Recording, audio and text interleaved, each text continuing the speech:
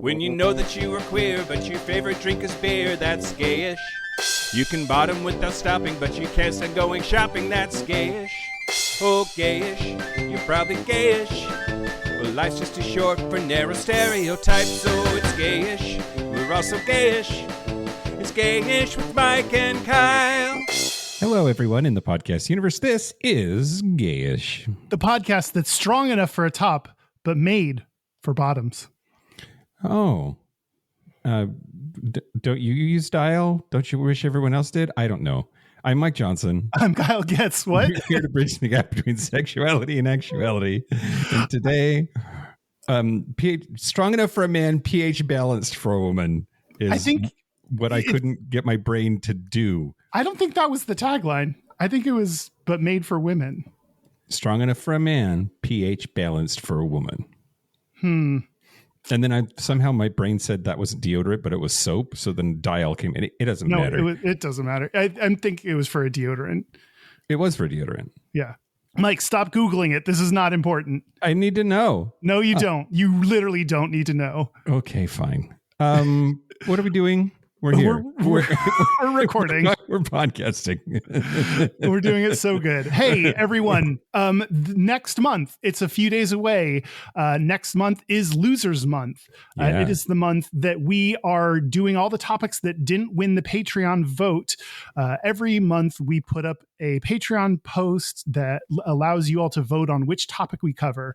And that means there's a lot of topics they all don't vote on. And those are all the losers. We gathered up all the losers of recent memory and put them in a poll. By we, I mean Derek did.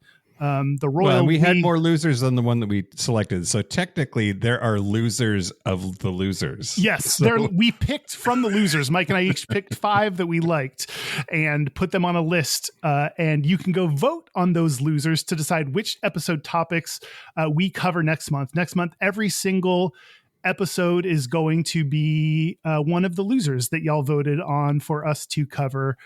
So go to facebook.com/groups/gayish podcast to see where the post is, to get the link to vote on the Losers Month. Get in, losers. We're losering.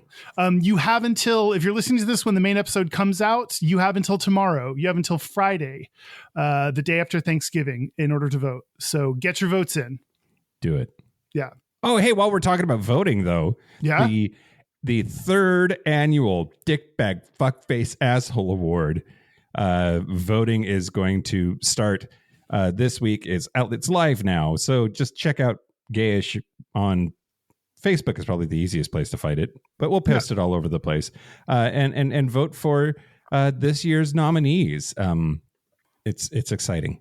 Yeah, some fine selections, some big assholery went on this past year. So lots of horrible people to vote on. Yeah, do it. Okay, Kyle, we have 100 words. Yeah. At a certain level of Patreon, if you send in 100 words, I will read them. It's also known as the Use Mike's Hole benefit. Mm-hmm. And we have 100 words this week. Are you ready for this? Mm-hmm. What? Decisions, Kyle. Here we go. Okay. I, a Canadian of sound mind and judgment, gayish supporter, user of Mike's Hole, hereby nominate Danielle Smith for the Dickbag Fuckface Asshole Award for using the notwithstanding, and that's one word, not 3, Kyle, don't be mean to Mike, clause to circumvent the courts and knowingly violate the rights of Albertans with her latest attack on our trans family, including forcing teachers to out students to their parents if they change their names or pronouns, comparing puberty blockers to the castration of bulls, and protections, in quotes, about females in sports. She and her government are a stain on my country, and she deserves this award for all the terrible things she has done. That's from Tim Bosma. And you didn't read the intro or the conclusion. I'm turning over a new leaf, Kyle. Wow. Yeah, I don't think you're supposed to read the parentheses. I think those might have counted against the not counted against the 100 words. I know, but that was my hole's discretion. That's true. That's true. I will give you a tiny bit of leeway. I'll give you 10 words of leeway in either direction. So you can leave out 10 words if you really want to. Thank you, Tim. Will we put her on the list? Just submitting 100 words and making Mike read them doesn't do anything. But she sounds pretty terrible. Let's nominate her. Okay. She is officially nominated then. She has been officially nominated and will be on the ballot. Yeah, nice. So when you're ready to vote, she will be an option. Yep. You have two things you have to vote on. And that's Losers Month and Dickbag Fuckface Asshole Awards. Yeah. And was she already on the list? She was not already on the list. I had to check that. So yes, but she is now. Okay, great. And now the news. You know the news. Shut your mouth hole, it's time for your ear holes. News. News the first, Kyle. Yeah. This really isn't that noteworthy, but I loved the first sentence so much that I had to bring it. Okay. This is how The Advocate started this story. Academy Award-winning actor Nicole Kidman's ex-husband, Australian country singer Keith Urban, is igniting controversy for a strange song choice while performing for Donald Trump and billionaires at Mar-a-Lago. There's a video on Instagram in which, in an acoustic set at a private party hosted by billionaire Anthony Pratt at Mar-a-Lago, he sings a cover of lesbian singer Chappell Roan's gay bar-themed hit Pink Pony Club. What? Yeah. That's our song. That's the left song. That's Gay's song. That's not for you. That's not for them to have. There, if you want to be a millionaire, if you want to be a Republican, there are some things you have to give up, and you're not allowed to have Chappell Roan. Yeah, I agree with that. I totally agree with you. I agree with that. I don't know, like, what did he think he was doing? Because I don't think of him as a bad person. Maybe he is a bad person. I mean, given him performing there, that makes me think he might be a bad person. Yeah. Yeah. I hope he got paid a whole bunch. Yeah. The video was originally posted by the Instagram user Tally.Florida, who attended the party. And he is singing in front of a graphic of the American flag. President Trump was at that party. Unclear whether he was in the audience at the time that song was being performed or not, but it is likely. Yeah, it's just don't. It's our song. Yeah. Don't do that. Don't do that. They don't deserve it. No, they don't. You're not allowed to have fun when you're a Republican. That's what you give up. You get less taxes and you don't get some fun things. Yeah. Fuckers. Yeah. Assholes. News the second. I'm nervous, Kyle. You didn't like my last faggot fitness story, so you might not like this one either. I don't know. Okay. But there is a meme going around that is Pete Hegseth, our Secretary of Defense /War, trying and failing to do 50 pull-ups, and he looks real tired doing it, which 50 pull-ups is a lot. I can't do 50 pull-ups. Not very many people can do more than 3. So, yeah. But the video is going around making fun of his horrific form toward the end of the video. Why would he post that? Why wouldn't he get his video person there, his social media person there, start recording, and when he couldn't do it, stop posting it? Like, why is it posted? Well, it was shared by former Marine Ron Filipkowski. Sure. And he's visibly struggling and kicking his feet, and it's to make fun of Pete Hegseth. The comment, the caption is, quote, "The Pete Hegseth pull-up is a bit different than the ones we did at Paris Island. Maybe it's an army thing," because he's a Marine. And people are just juxtaposing that with his, like, only real men belong in the military or whatever. And just like, I think it's interesting. The part that I'm even more interested in, though, is environmentalist drag queen Patty Gonya posted a clip of her doing 50 pull-ups to make fun of him. Quote, "Hi, Pete Hegseth, Patagonia here. While you're busy trying to take away the rights of queer people, I'm over here advocating for the rights of all people, including my right to do better pull-ups than you, all with my balls tucked inside of me." Is she in full drag while she's doing it? She's got a fierce wig on and a mug. She also has a mustache with which... I don't know. Like, I understand there's all kinds of drag, but just like drag with full on mustaches doesn't work for me usually. But Honey Bouquet, sorry about it. Well, you trying to start something? Yeah, Kyle? You started it. I just reiterated what you already said. Okay. Well, quote, "My name is Patagonia, and I challenge Pete Hegseth to a pull-up competition. I'll win, and I'll do it tucked." I just think that I don't like the reinforcing idea that like gays are all like buff, and then that makes those of us that aren't like jacked hot gays, insta gays, feel like we're a shitty kind of gay. Sure. And that's what I feel like happens sometimes with these fitness stories. Oh, yeah. Okay. I'm with you. I get that. And there is something similar we've talked about before of like, is calling straight dudes gay because it pisses them off okay or not? Like, yeah. If what you're trying to do is subversive humor, if you're trying to get under someone's skin, then you have to do it based on what will piss them off, not what will piss off other people. And so if having a drag queen do more pull-ups than you is humiliating to Pete Hegseth, who I believe is a person who needs to be humiliated, then I'm for this. It's not like she's picking on a random straight person. Yeah. But I also understand where you're coming from. News the last, Kyle. Yeah. Donald Trump didn't blow Bill Clinton, right? One of my coworkers sent me this. She was like, "Wait, you don't know about Donald Trump being gay?" And I was like, "No." So she sent me an article. I think it was The Advocate, but yeah, blowing bubbles. Yeah. No, Bubba. Sorry, Bubba. Yep. Bubba. So a bunch of emails were released from the estate of late convicted pedophile Jeffrey Epstein, and it includes one in which Jeffrey Epstein and his brother, Mark, wrote that because Jeffrey Epstein had said he was with former Trump advisor Steve Bannon, he should ask Bannon, quote, "ask him if Putin has the photos of Trump blowing Bubba." Now, Bubba was a nickname for former President Bill Clinton, but it doesn't clarify who Mark Epstein meant, and the context remains unclear. And the idea that, like, I mean, first, Bubba is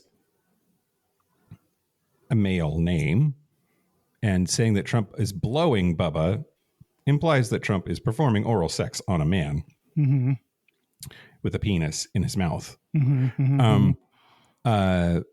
But who knows what that phrase could mean? But it almost certainly doesn't mean Bill Clinton. I mean, or it was a joke between them. Like it could mean Bill Clinton, but it could have been like a joke, a reoccurring joke that Trump blew Bill Clinton. Like, these are straight dudes joking about like their friends doing oral sex on someone. Like I just don't see what the big deal is. Yeah. Well, yeah. And of course this was going to happen. Like things sailing out that are like the weird one-offs like this sort of distracts from the entire thing in a way, right? Like, sure, is there a bigger story going on here? Well, I mean, just the bigger story here is that after a months-long standoff in Congress about the release of these files and a bill that would force or compel the Department of Justice to release the files, by the way, something that Donald Trump could just do without Congress authorizing it or forcing the issue. Then all of a sudden, Congress, the House of Representatives passes it by like a margin, and then the Senate unanimously consents, and then Trump is like, yeah, I'll sign it. What the fuck happened? Because like under those circumstances, that dramatic reversal says something, and I don't know what it says. Like, do you think they destroyed some of the evidence so that they're comfortable releasing it? It could be that. It could be things are going to be redacted so much that there's no way to figure out what parts are who in each of the scenarios. It is just, I tell you what, it's not. And it's not like the smoking gun of Donald Trump as a pedophile, and he just signed the bill that releases that information in plain English to the world. Right. And so I don't know. I don't know what to believe. And it just, it's gross. Yeah. Anyway, that's the news. That's the news. Speaking of things that aren't gross, that are gross, I wanted to let everyone know there are no new Patreon members. So that's pretty gross. It's Christmas, you fuckers. It's not Christmas. But if you want to support the show, if you want to use Mike's Hole, if you want to get ad-free episodes a day early, if you want to get bonus segments and bonus episodes, this month's is going to be something good. Yeah. Farts. We did farts for our bonus episode. It hasn't been released yet, but it'll come out this Monday. Everybody farts. Everybody should want to hear that episode. Exactly. If you fart, join and listen to that episode. Pay us money or you'll never fart again. That's a threat. Support us by going to patreon.com/Gayish podcast. Do it. All right. Do you want to talk about power bottoms? Let's talk about power bottoms, Kyle. This was a survey request. So in addition to me suggesting it, that's also one of the sources of this topic. Yeah. And we've covered bottoms. But I think we haven't gotten into the specifics of power bottoms. Yeah, there's a lot more inside that hole, Kyle. Yep. We're gonna dig in there. Yep. Yeah. First of all, we didn't talk about when we would talk about this in the production meeting. Have you ever played Power Bottom? Like, I don't think that's your persona, but that doesn't mean that you haven't. I've had a recent experience I had was a guy. A couple guys have done this, like blindfolded themselves and gotten in the bed and have it be dark. And then it was like, they just laid there. And I think that's kind of the role of Power Bottom because I was in charge. That's hot. Yeah. Yeah. Yeah. One of them, his boyfriend set it up. So like the dude that I went over to his place, like he didn't even know who I was. Wow. Kyle. Yeah. Anonymous Power Bottom. Yeah. But yeah, it was hot. That's not my typical role that I play. And I don't think it's because I'm like, and I also play the role of like really submissive, but a lot of times I have like regular vanilla sex and it feels like there's an equal concentration of power between the two of us of like, we've shared what we wanted to do on Sniffies. We kind of know what each other's into. And then we just kind of do those things. Yeah. Yeah. Yeah, that makes sense.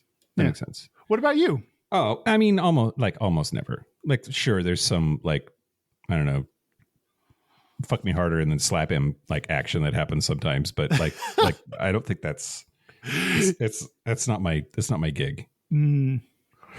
I can't picture you slapping someone. Oh, really? Yeah. I'll slap you, bitch. Oh, wow. Oh, Kyle, we just spent the whole weekend together. So I know. And there's more to talk about still, I suppose. Well, I'm going to talk to you about the history of power bottoms, Kyle. Sure. It started with Alexander the Great.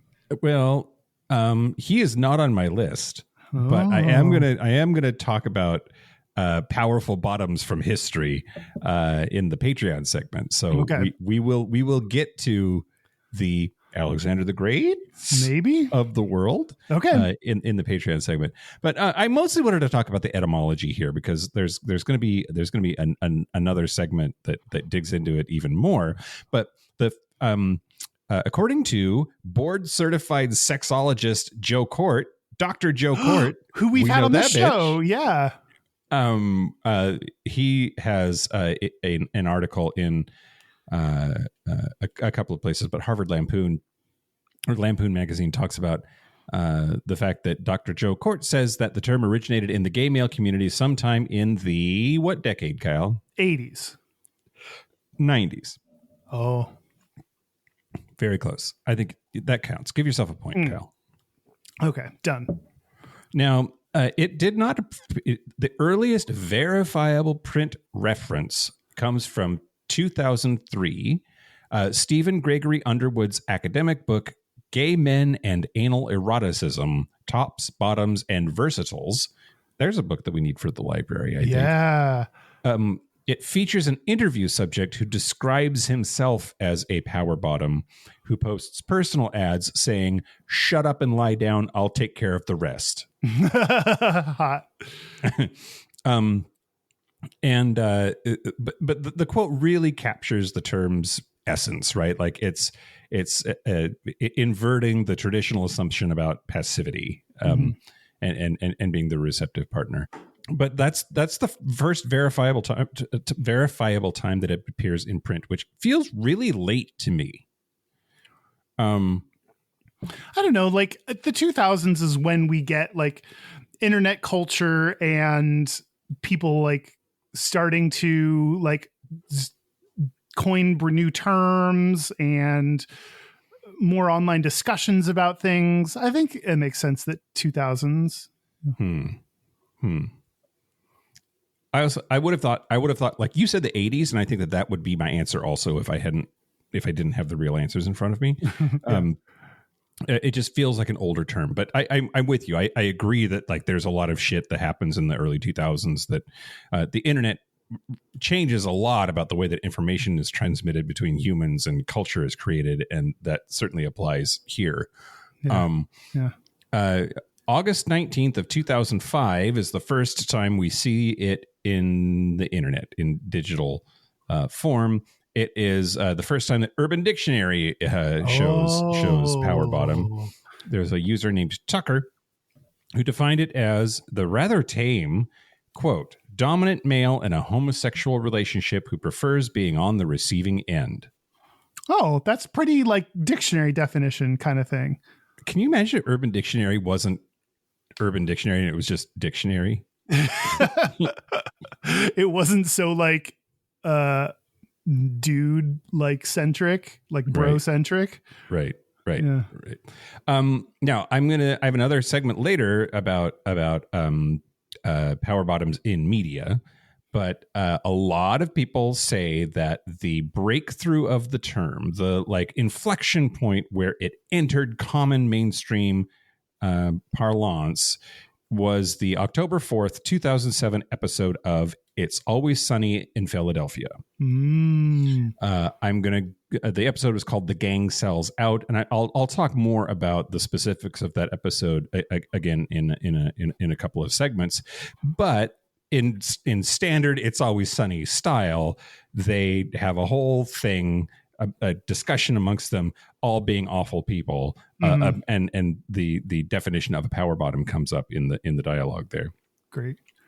So I do want to talk more about the words and what they mean and how they evolved, and really talk about like the role top and bottom and how all of that happened. I'm sure I covered a lot of it in the bottoms episode already, but some of it is worth repeating. But I'll do that. I'll do that. I'll volley it back to you, and I'll do that after you talk about what you're going to talk about. Okay. You know what bugs me about power bottoms? Whether they're AC or DC, I don't know what.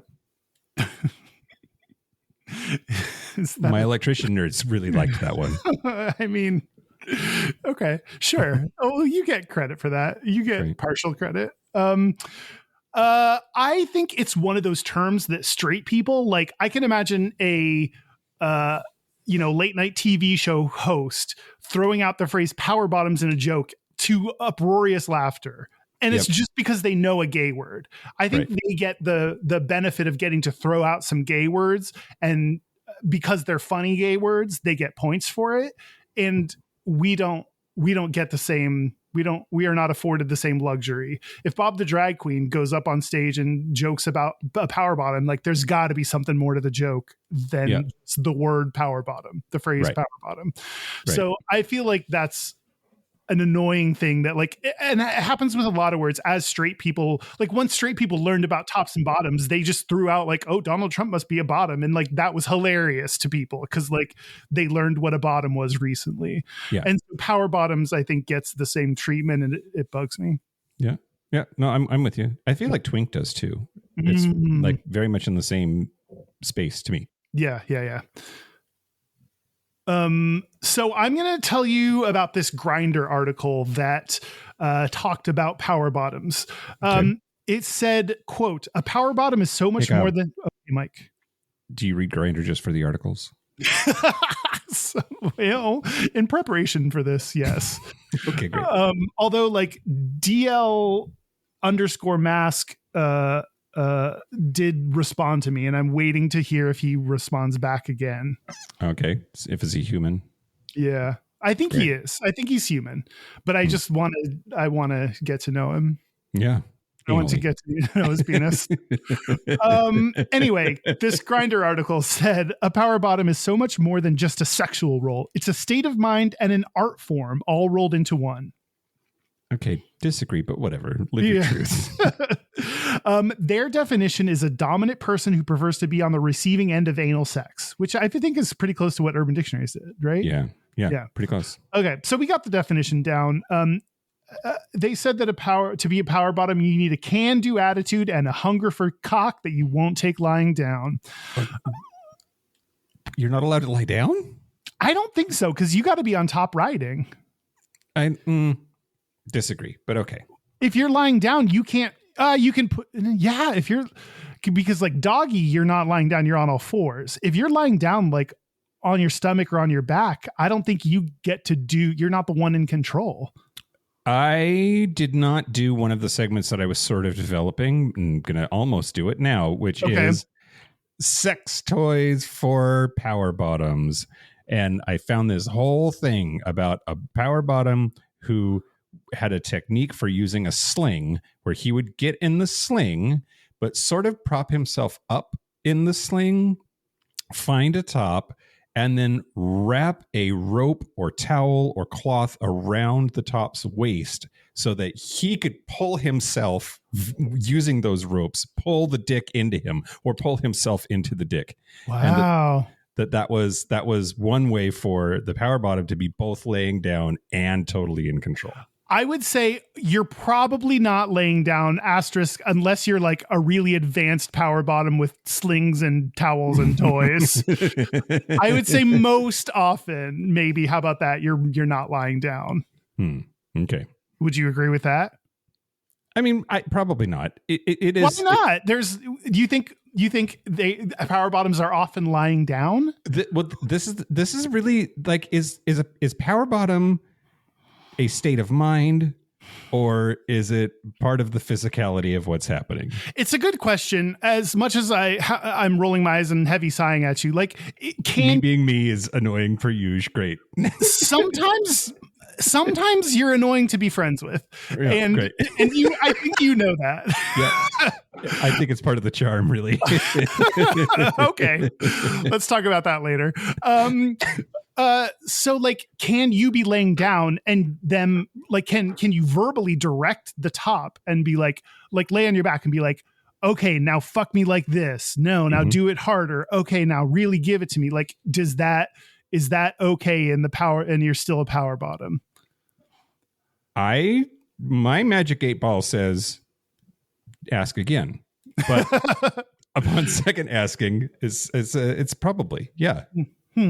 I think that it is far more about attitude than it is about act. See, I think I just could see other positions being more conducive to a power bottom life. Sure. Okay. I'm with you. That's not a never. That's not a never on your back situation, but I think there are just others that are more in line with the power bottom mentality. Okay. Anyway, so the other steps that they suggest if you want to be a power bottom is first practice with toys, which I think that's good advice for any bottom, not just a power bottom. Yeah. I think getting used to stuff in your butt, especially smaller butt plugs to start out with, and like lube and how it feels and the pressure and increasing in size with, graduated butt plugs. I think that's a smart move for anyone who's new to bottoming. Patience and go slow and listen to your body and up, it's not supposed to hurt. Yeah. It's not supposed to be comfortable, but it's not supposed to hurt. Yeah. It'll get comfortable after a little bit. Just hang in there. It'll get real comfortable. The second piece of advice they had was hit the gym, which I got annoyed at that one. Kind of see our discussion about all gays are supposed to be fit. They said, quote, from the tempo to the depth of penetration, you're running the show, which takes strength and stamina. Yeah, interesting. Okay. Which, I mean, that could be advice for anyone having sex. Like, I'm not like fit, but I could be fine taking on the role of power bottom, and I don't have to like be jacked. I think trying to like limit and typecast power bottoms to just like super muscly bottom guys is annoying. Yeah. Yeah. And then number 3, don't take no shit. Which I like that advice. I don't know why that's on the list, but is there any explanation or is it just that? I didn't write down any. That's not to say that there wasn't any in the article, but none that I found interesting enough to quote. Great.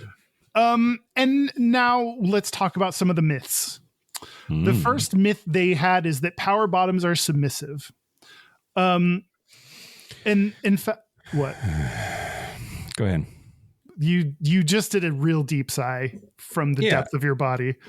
I just got done making the argument that I think that it's much more about attitude than it is about act. And I think that the power that I associate with power bottom is indeed dominant, which is the opposite of submissive. I think you can't be submissive and be a power bottom, but now they're disagreeing with me. So whatever you say next better be fucking good, Kyle. No, you're on the same page. This is a myth. Power bottoms are submissive. That's a myth. Oh, okay. I'm back. Wow, you got so annoyed for no reason. I'm going to annoy you more just for no reason at all. That was fun. Okay. This is, I think we're going to talk more about this later, but I think this misconception comes from the idea that just the word bottom, it doesn't matter what adjective. Yeah, you're right. Power bottom is quite literally the opposite of submissive. And I think it's the assumption that just because bottom's in there, you must be submissive, you're passive, you're weak. I think all of these stereotypes and assumptions come along with the word bottom, regardless of what adjective you put to describe it. Yep. Another myth, so this is not what they believe, Michael. Another myth is that bottoms never feel pain. Power bottoms never feel pain. And they can take a lot, but that doesn't mean you can do whatever. Like you can still... like you don't get a free reign when fucking a power bottom. Do you disagree? No, I don't disagree. It's never supposed to hurt. It's never supposed to hurt, but it can, even if you're a power bottom. Yeah. Yes. Power bottoms are people too. Yeah. Power bottoms are only interested in bottoming. And it said that they're into other things like making out, blowjobs, and rimming. I would say that you could be a power bottom and top on occasion too. Like you don't have to only bottom. I've said this a lot. I used to say it a lot more on this show that like top, bottom, and verse, I think need to be verbs, not nouns, but whatever. Yeah. You don't have to be but I think for some people it's nice. Like some people like them being nouns. They I really identify with it. And I think that's okay. Yeah. Just like the word gay. I think some people, they're like, it's not my whole personality. I'm other things. And then other people are like, I'm gay. And that's the first thing you need to know about me. And I think both are valid. And then last myth is that size is all that matters. The article talks about how fingers, toys, and tongues are all welcome. And on a one by one basis discuss on Sniffies before you fuck what they're into. I'm not that into fingering or rimming, actually, or being rimmed or being fingered, or being either. You said you kind of like to finger guys before, but I like doing it to guys. Yeah. But like getting fingered, I don't know. I'm just give me that dick. Yeah. Anyway, but that's the opposite of what this article is making the argument about. When it comes to the dick, sometimes girth is important. Sometimes it is length, and sometimes it's just knowing how to hit that prostate. So you don't need a 10-inch dick to hit their prostate. You can, in fact, that might be antithetical to the idea of hitting their prostate. Sometimes like that 5-inch dick gets right there. Yeah. I think of like a 3-inch dick gets there. Like how the prostate's not that deep in there. Yeah, that's true. I'm leaving a little room for like, to spare. Creative license. Yeah, exactly. And that's it's not too late to vote for poetry for Losers Month, everybody. I've accepted my fate that, or whoever put it up for a vote, that poetry's not going to win. That's fine. That's what Grindr says about power bottoms. Wow. I do love a good list of myths, Kyle. Yeah. Yeah, me too. Okay. Well, I do. Okay. It actually sort of dovetails nicely. I want to talk about the fact that like the phrase power bottom implies that just bottom is not powerful, right? That it is making a distinction there that like there's bottoms and then there's power bottoms, and that like a regular old bottom is lacking in some category that power bottoms have. I don't know that the word power in power bottom refers to being powerful. Okay, what does it refer to? I think it refers to being assertive or dominant. Okay. And I think that's different than being powerful. I think anyone can be powerful, but not everyone is the dominant partner. Okay. I'm with you. I think that the reason that it makes a convenient punchline is because those things are at odds with each other. And that it isn't as funny or as easy of a punchline if bottoms don't come loaded with a bunch of stereotypes about their passivity, their femininity, their yes. Yeah, I totally agree. I think the phrase wouldn't have caught on as much if it wasn't what some people would believe, and I don't, is that they're two contrasting terms. I think you're right that the assumption that a bottom is typically weak, submissive, whatever, makes the phrase power bottom stand out all that more, and they're either a bottom or they're a power bottom. Like it's either they're a bottom so they're weak, or you add the adjective power to make it so you negate the weak part and be like no, but they're like really dominant. Yeah.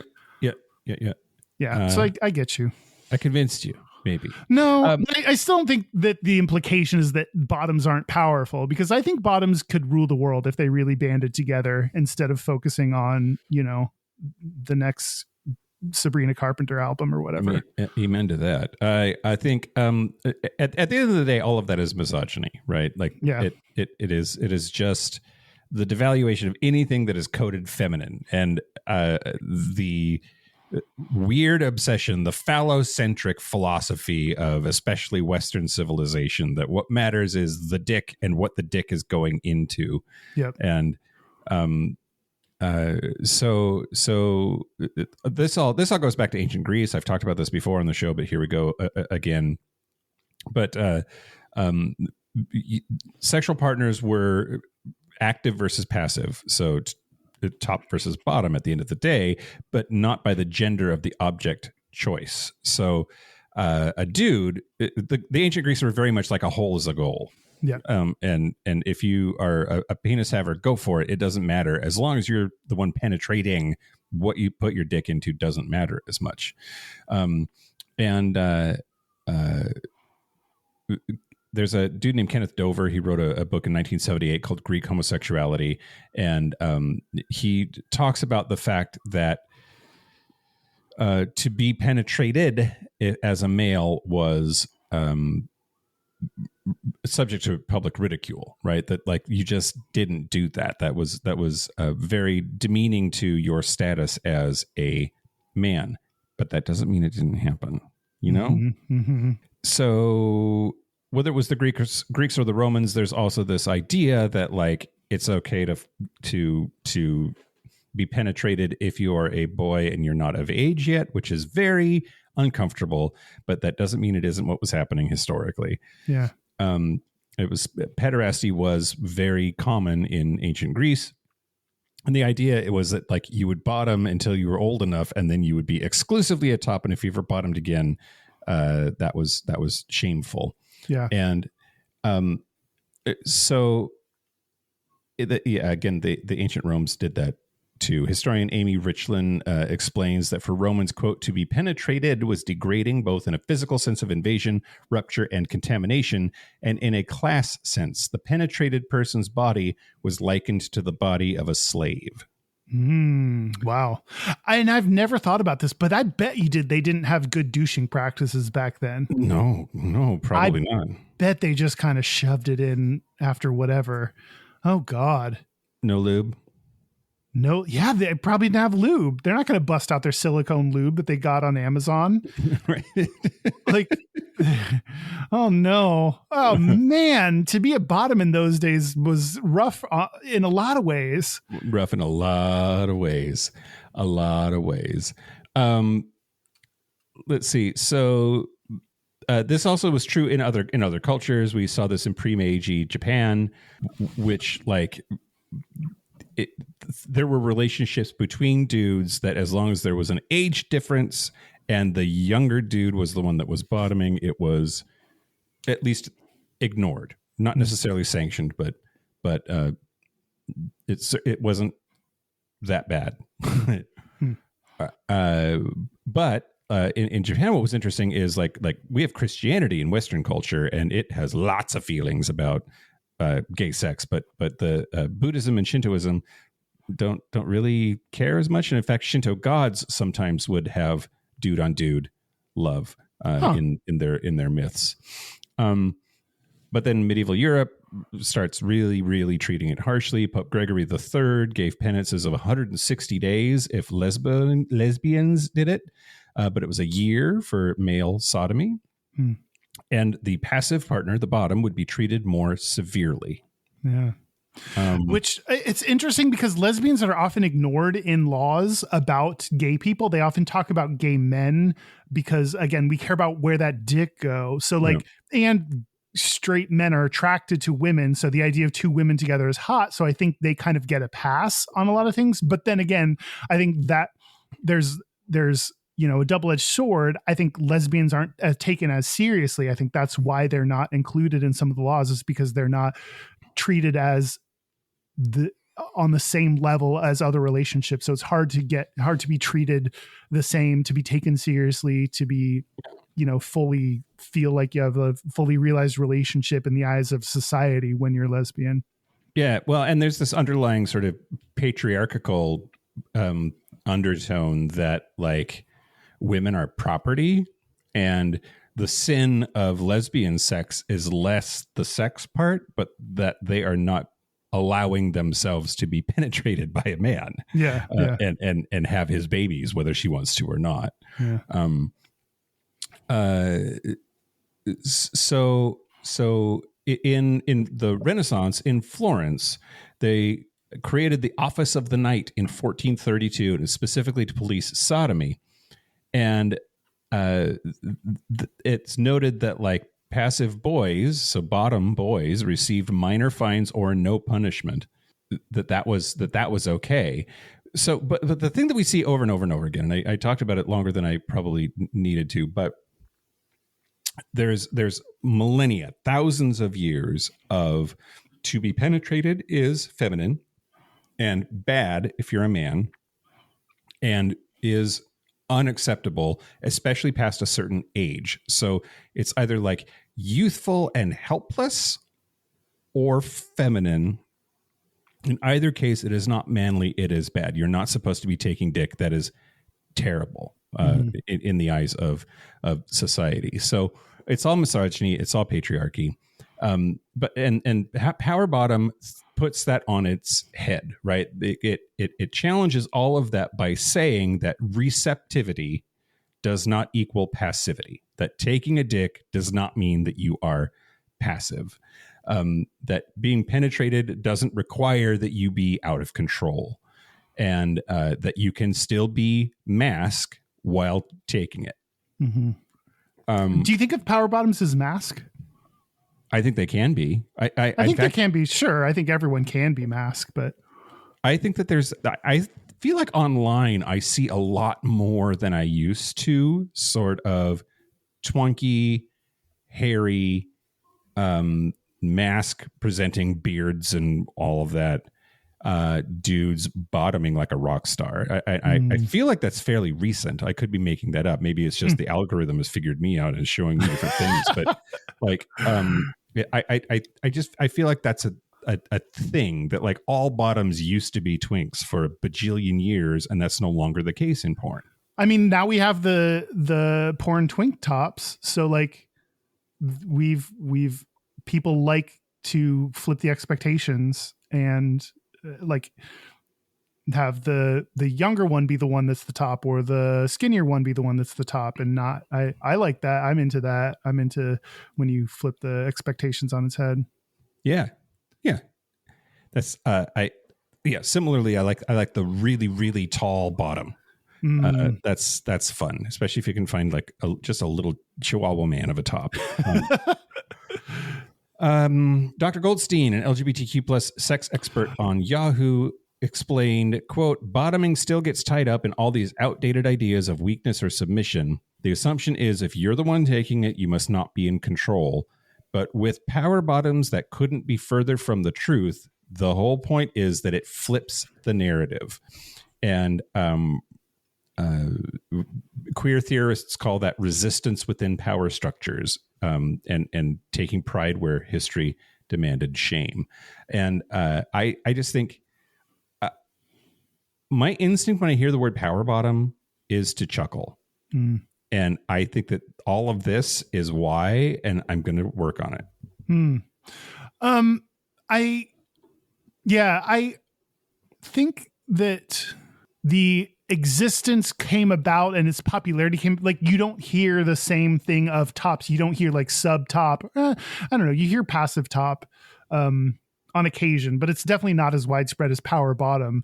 And I think like the reason it came about is all the things you're saying, but now that that phrase exists, those that use it are not like using it because like, oh, I'm trying to, or they might be, it's not necessarily because they are trying to eschew the like presumption of weakness. Like maybe they just really like the idea of being an assertive bottom and they really identify with this label. So I don't know that like everyone has to take on all the baggage that comes along with the phrase that you described when they use it.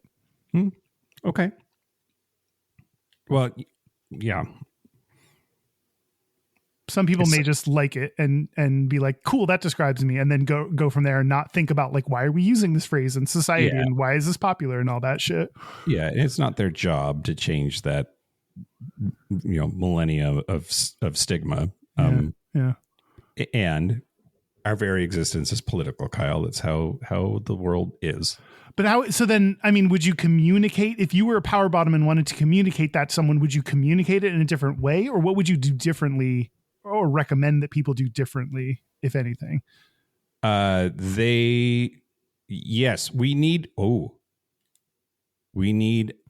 like an invasion force of power bottoms that go to like Christian conferences and fuck them until they are like less evil. So you want all the bottoms to congregate in places where Republican conventions are happening, get on Grindr, fuck the ones that get on Grindr until they submit to our wills and demands. Aggressively fuck them. Aggressive. Yes. Oh, of course. Dominate the shit out of them with your hole. Yep. Work your hole until they change the law. Yeah, exactly. I love that. What you got, Kyle? Well, I'm really glad that you like Dr. Evan Goldstein because I have a bunch of quotes from him. Great. Excellent. A 2025 Pride.com article called Common Power Bottom Myths You Probably Believe, explained by an LGBTQ plus sex expert by Andrew J. Stillman, had a lot of quotes from Dr. Evan Goldstein, who they described as the leading anal health expert in the United States. First one that I will read to you is he said, for some, it's all about sexual stamina and expertise. There's no such thing as too deep, too fast, too hard, or being unapologetically promiscuous. For others, it's about taking charge while being penetrated. In other words, just because you're the bottom doesn't mean you have to let the top dictate the session. The beauty is that it's fluid and each person shapes what the term means for themselves. Mm-hmm. Which I do think there's a lot of meanings. Like, I think being unapologetically promiscuous, it's funny because we haven't talked about that, but I feel like that's might be a myth that comes along with being a power bottom. And I think that myth comes about because some power bottoms are like that, like takes ownership for, but like takes pride in how many people they've slept with and doesn't let people shame them for that. And I think that can be an aspect to power bottoms, but not all power bottoms. Maybe we just know the bottoming is work. And if you're going to rise to the level of power bottom, you've got to practice. Practice makes perfect, Kyle. Yeah. Practice makes power bottoms. Well, the next quote from Dr. Evan Goldstein is, the whole point is that it flips the narrative. It's about saying, I know what gets me off and I'm going to drive this in a way that ensures that.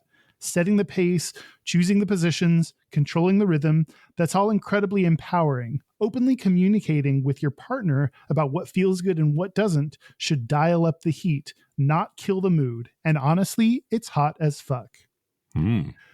Which it's interesting that comes along in the discussion of power bottoms, because I think that everyone should do that in their sex life with their partners, in their relationship, and you don't have to be a power bottom to do that. Maybe you're more likely to do that as a power bottom because you're more comfortable. Maybe giving yourself that label then makes you feel more confident in saying the things you want and don't want, which I think is great. But I think everyone should feel comfortable being in charge, like feeling like they are, at least 50% of the sex that's happening, like responsible for it. If you want to be like,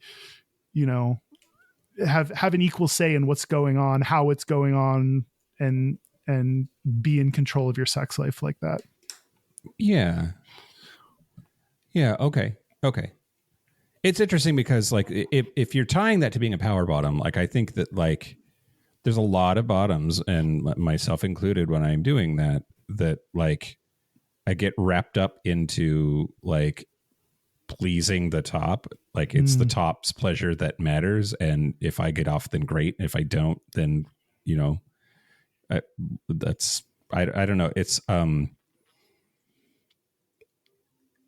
if just like advocating for yourself in a sexually healthy way so that you have pleasure too, it makes you a power bottom, then okay. Yeah. That's what I'm saying is I think everyone should feel empowered to do that, not just power bottoms. And maybe power bottom helps give you a license to do some of those things that you might not be comfortable doing otherwise. Yeah, for sure. Another quote, you can be femme and a power bottom. You can be mask and a power bottom. You can role play weakness and still be running the entire show. None of those things cancel each other out. Labels like weak or femme get thrown around as if they're insults, when in reality, they're just different ways of expressing yourself. And sometimes that means power. And the best part is that these can evolve depending on your partner, the scene, or honestly, even your mood. You might want slow, sensual sex one night and rough role-playing sex another. Don't limit yourself. Yeah. Which I think this is kind of saying at the end was saying what you were saying, that they should be verbs and not nouns. you may want different things. You don't have to be a power bottom and be exclusively a power bottom. You don't have to, you can change up your Sniffies profile. You don't have to be a power bottom permanently. You can log in, change your profile to what you're looking for that night. And that could be power bottom or maybe not. Yeah.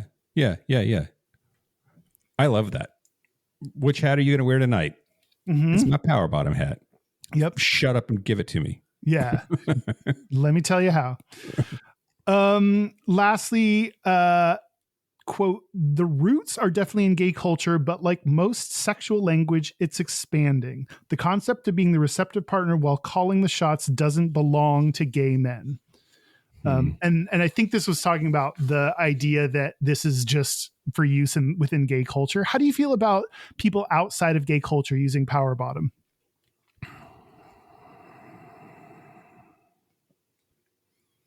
I don't know. They probably should. They probably should.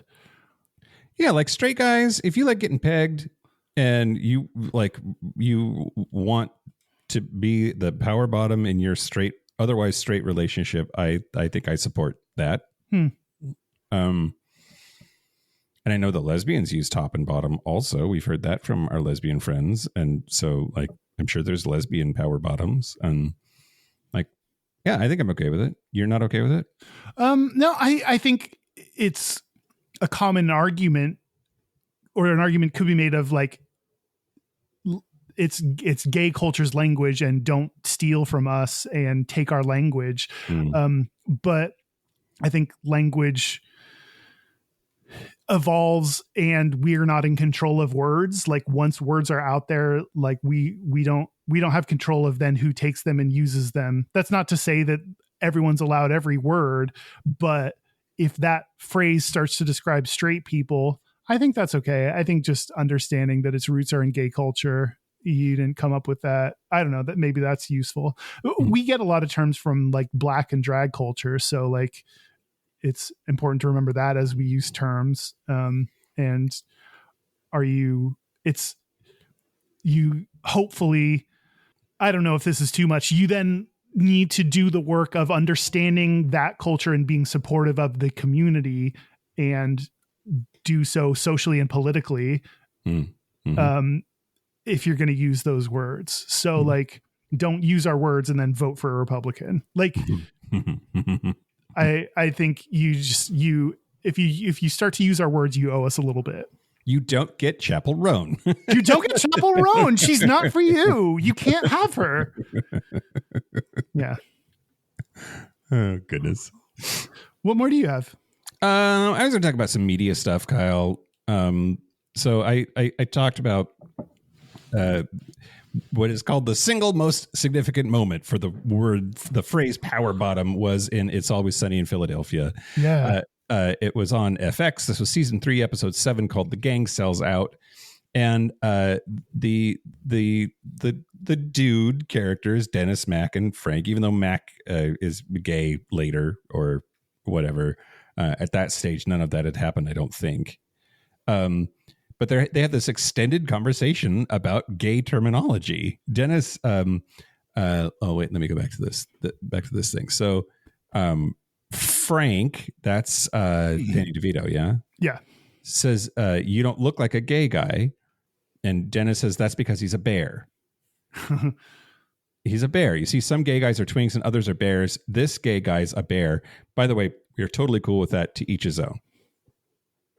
And Frank says, wait, I'm a little confused here. What's a twink? And Dennis says, a twink is small and slender like Mac. And Mac says, oh no, I'm too muscular. I would be a bear. Dennis says, no, I don't think so, bro. You're not hairy enough.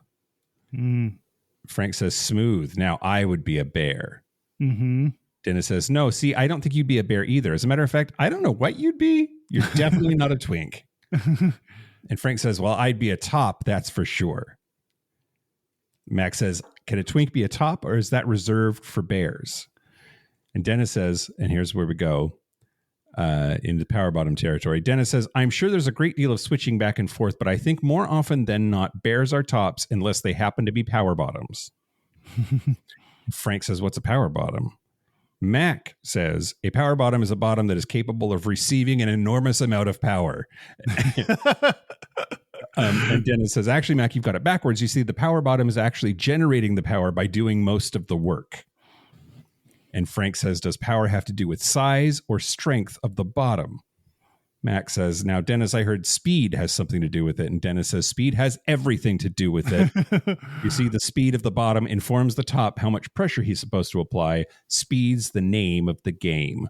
And just this, like back in 2007, for this crew of like mostly straight coded dudes to have this conversation about gay terminology really stuck out. And it was a pretty mainstream show. So now all of a sudden you had straight culture talking about, thinking about power bottom. And they weren't shitting on any of it. Like none of that was a jab at the gay community. They were trying to understand where they might fit within the gay community, like with the labels and everything. But they weren't saying that any of it was bad or judging any of it, or like the butt of the joke was not on power bottoms at all. I think they did kind of do the thing of like, the fact that they're straight dudes knowing gay terminology, that's kind of the joke, which they get away with and we couldn't. So like, I think they're relying on that part of it, but maybe, 15 years ago, maybe that it was funny that they knew those words. Well, and I love when Mac says that a power bottom is a bottom that is capable of receiving an enormous amount of power, because there's also this stereotype that a power bottom has to be a size queen and has to receive an enormous amount of power, right? Yeah, yep. And that's not necessarily true, or that's not what it's about. But that is in this dialogue where at least Mac went. Yeah, yeah. In season 1, episode 4 of American Horror Story, they said power bottom. Patrick said, "quote, you know what else? He's a power bottom. He loves it," when referring to his trainer. But that show is a drama. It's not a comedy. Mm-hmm. But this outline is at least trying to make the claim that in those 4 years from Always Sunny to American Horror Story, it had gotten out there enough that serious television drama context was using the term. We have to talk about Troye Sivan. He got a reputation as a power bottom because of the song Bloom that came out in May of 2018. I don't know this song. Is that My Straightest? Maybe. Do you know this song? I have it. Yeah, it's on my Spotify. Oh, okay. Well, it's going to be on the Gayish Spotify soon. Great. Excellent. It's from his second studio album. It has lyrics like, quote, I bloom just for you. And, quote, promise me you'll hold my hand if I get scared now. Might tell you to take a second, baby, slow it down. And Days Magazine asked him if it was a gay anthem for bottoms. And he responded with a wink. It's 100% about flowers. That's all it is. Huh. Adam Lambert chimed in and said, quote, I love that he's being so brave and cheeky and being in the media like this is a song, an anthem for bottoms. Pitchfork said it was quite possibly an anthem dedicated to first-time bottoms. And apparently lots of mainstream outlets, including the Today Show and Ellen, talked about bottoming when covering this song. Wow, he really started a national conversation that I just missed out on because the only song I know of Troye Sivan's is Rush. Yeah, well, so this song started a national conversation about bottoms, but we also could not help but then add the word power to the front of it. So like he started getting asked on a regular basis if he was a power bottom or like known power bottom Troye Sivan, blah, blah, blah. And he in 2023 was on Emily Ratajkowski's High Low podcast, said that he wants to clear up that he's not actually some crazy power bottom, that the song had created assumptions about his personal identity. And it got to the point where he felt the need to distance himself from that term.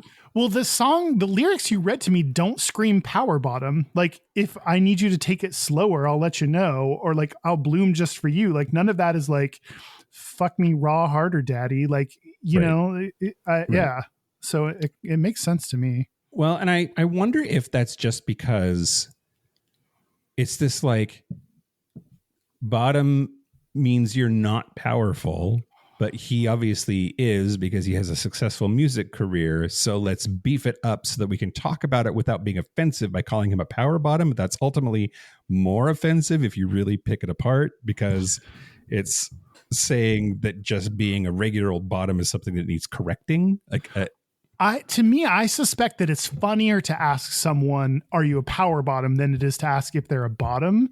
And to be funny in an interview question then helps you have the conversation without coming. If you just say, are you a bottom? That's just like a black and white. Like there's no joke to that. There's no humor. There's just like, it's just asking about someone's personal sex life, which is uncomfortable. But to be like, are you a power bottom, makes it into a little bit of a joke and opens up the door to that conversation.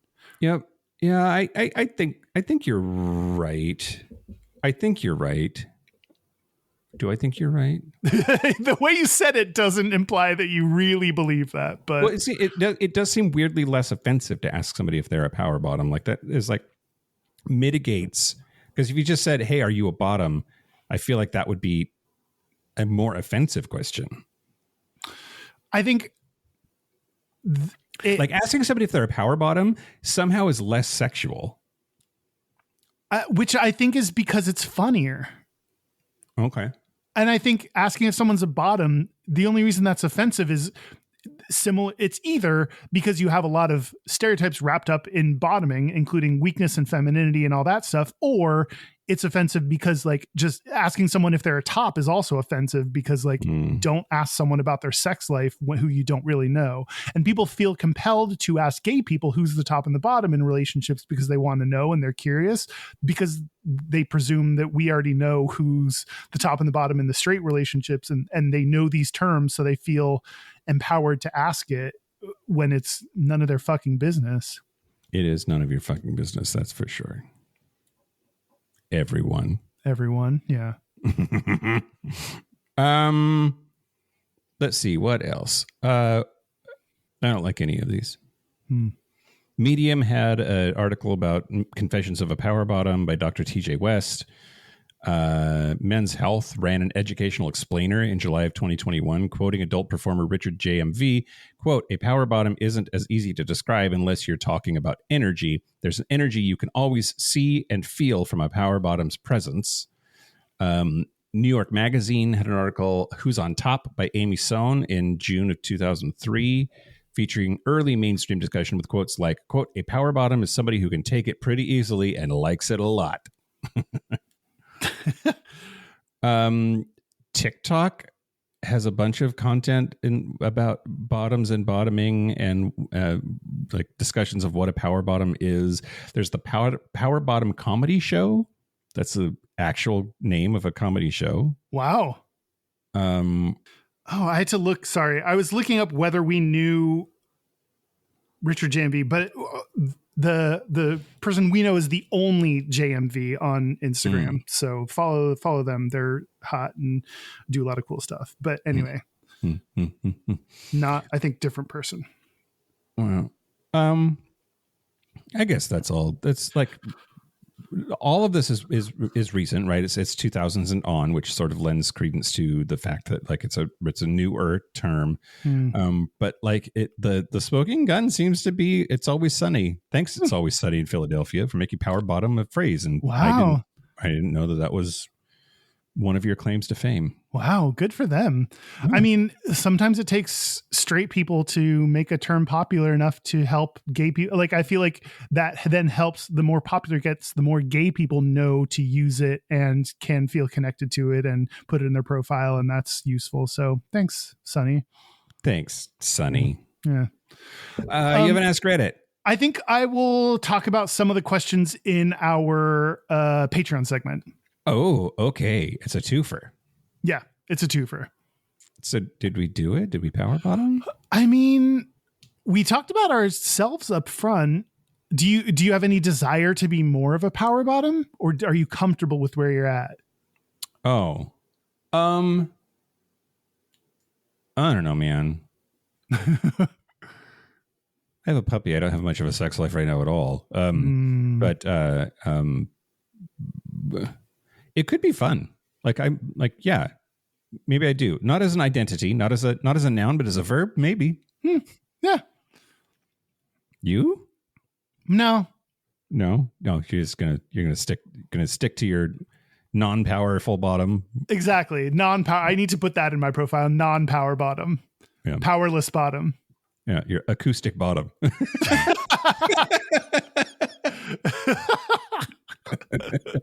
Okay, that was funny. Great. So should we take a break? Yeah, let's take a break. Break. This is the part where Mike and Kyle take a break. Okay, are we back? We're back. We're back. We're extra back. We're going to do our gayest and straightest. We're going to do our Gayest Straightest, but first, local gay bar review. I'm going to talk to you about Street 66 in Dublin, Ireland. My new favorite gay destination. And it's just, there's been a high number of dildos given out in the city of Dublin, Kyle. Wow. Okay, let's hear it. This is a new one, or at least it was this trip. It was adorable. It's kitschy, eclectic, very queer. There's tons of people there on a Wednesday. They were Irish, so they were super friendly. I was not the oldest person there. It was good music. There were places where it was quiet enough to talk. It was low lighting, but I could still see. There was a fun drag show, karaoke drag kind of a thing going on. She had a backup dancer. It was solid. I'm here for it. 3.5 dildos. Okay, if you gave it anything less than 3.5, I was going to bully you into giving it more. But that's a good. Although I don't know, it didn't reach the level of 4. Are you coercing me now, Kyle? Yes, I'm J Dubs. I had a lot of really good things. You only had good things to say about it. Yeah, that's absolutely true. Okay, 4 dildos. Yeah, I did it. Well, our website is gayishpodcast.com. We're on social media at Gayish Podcast, or you can find our Facebook group where you can vote on Losers Month or the Dickbag Fuckface Asshole Awards or find our Discord at gayishpodcast.com/contact. Our hotline, you can send us text messages or leave us voicemails, is 5855-GAYISH. That's 585-542-9474. Standard rates apply. Our email is gayishpodcast@gmail.com. And our physical mailing address, where it is not too late to send Christmas presents, is Post Office Box 19882, Seattle, Washington, 98109. Hey, everybody. Hey. Vote in the Dickbag Fuckface Asshole Awards. Yeah. You can still vote in Losers Month too until tomorrow. Yep. So do that. We're closing it on Friday. Yep. Do that first. And then vote for the Dickbag Fuckface Asshole Award. I'm going to briefly read the nominees. I think that the slate has been closed because by the time this airs, I have to post it, right? Yeah. There might be more than this, because I'm going to look in some places and check Derek's work, but he's been pretty diligent. Our 2025 nominees for Dickbag Fuckface Asshole of the Year are, in order that they were nominated, Steve Scalise, Mark Zuckerberg, Virginia Secretary Doug Collins, George Santos, Carolyn Leavitt, the White House press secretary, J.K. Rowling, Kim Davis, George Santos again, and you specifically said Adam again, right? Yeah. Yeah. And as of today, Danielle Smith, the premier of the province of Alberta. Quite the lineup. Be sure to vote. Also, we will probably be giving away our first Lifetime Achievement Award in Dickbag Fuckface Assholery. Kyle and I, we have some nerdering to do to figure it out. Yep, for sure. Oh God, is it time for our Gayest and Straightest finally? Yeah. Let's do our Gayest and Straightest. Okay, I'll go first. Okay. The straightest thing about me this week, I just ate a donut. Gays don't eat donuts. Gays don't eat donuts. That's especially too many calories. Just like randomly on a whim. Yeah. On their way to get a beer. So I ate a donut. And then the gayest thing about me this week was we were at the D&D retreat this weekend, and we had an outing to a brewery / oyster farm called Hama Hama. Mm-hmm. So Austin and I took our dog Zucchini and we put on her adorable little blue jacket. We were accessorizing our dog, and every single person we made absolutely certain knew that was our dog. We're together. We are gay. That's our adorable dog in that adorable jacket. Yeah. Yep. There's no mistaking. It's the gays that own that cute dog in that cute outfit. Mm-hmm. Mm-hmm. How about you, Kyle? For me, my gayest is I was buying alcohol for that D&D weekend get together that we just had and just got back from. And when I was looking for Truly to buy, I could only find Truly fruit punch. Oh. It was like fruit, like these tropical fruit flavors of Truly, which I didn't want. I wanted regular Truly. So like it made me see, I think Truly is already a little gay, but like the fruit punch variation of Truly is pretty gay. Yeah. Yeah. It has fruit right in the name. It has fruit right in the name. It's right there. My straightest is I didn't shower all weekend. Yeah. I did shower. That's what D&D retreat's for, Kyle. That's true. I showered this morning before work, so you're welcome, everybody. Did we do it? Should we do listeners' Gayest Straightest? Okay, yeah, let's do that. Hello, Mike and Kyle. This is Rob from Ohio. My husband Jeff suggested I call with my gayest and straightest this week because they both stem from the same situation. On Thursday, I was wearing a purple shirt for Anti-Bullying LGBTQ Youth Spirit Day, and that's part of my gayest. That night, I was eating yogurt while watching TV, and I spilled some of the yogurt down the front of my shirt.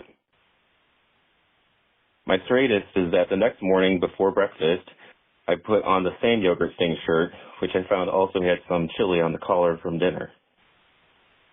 My other gayest is that the second my husband saw me, he said it looked like I had spooge stains all up my shirt.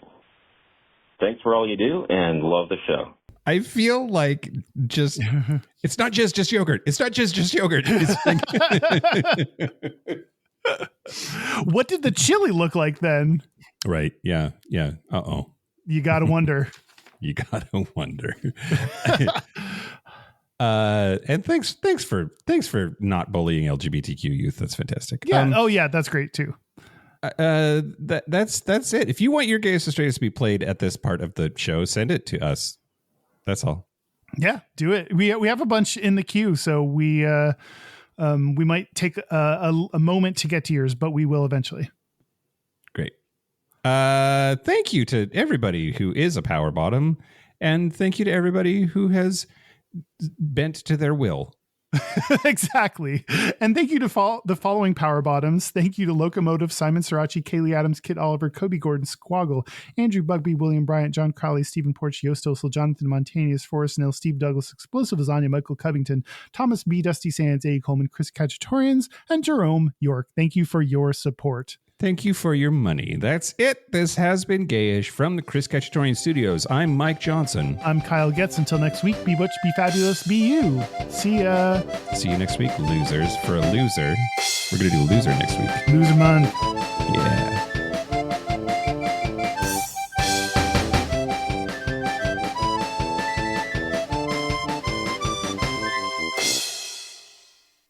It smells like pee. Did my dog, is this because my dog peed earlier or because he peed again? I don't see any pee. Okay.